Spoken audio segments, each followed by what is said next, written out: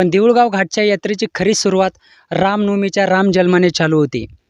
दुसऱ्या दिवशी नाथाच्या कावडी पैठणकडे प्रस्थान करतात.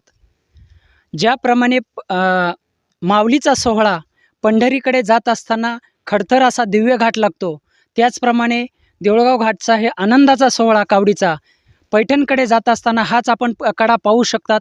करंजीचा असा कडा त्यांना पार करावा लागतो. या कावडीचं दुसरं वैशिष्ट्य म्हणजे या कावडीचा गजर असतो. या कावडीचा गजर काय आहे आपण आता पाहूया.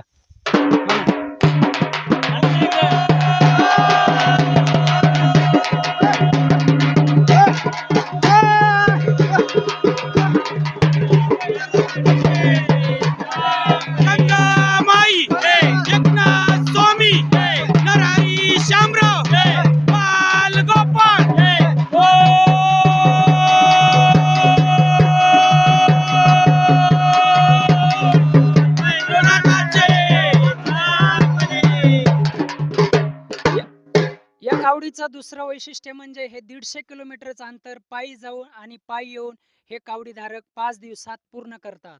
आणि वर्षभर हीच ऊर्जा आपल्या शेतामध्ये राबून कष्टकरी शेतकरी ही ऊर्जा वर्षभर वापरतात. कॅमेरामन राज पठाणसह मी आदिनाथ ठोंबरे, आष्टी बीड.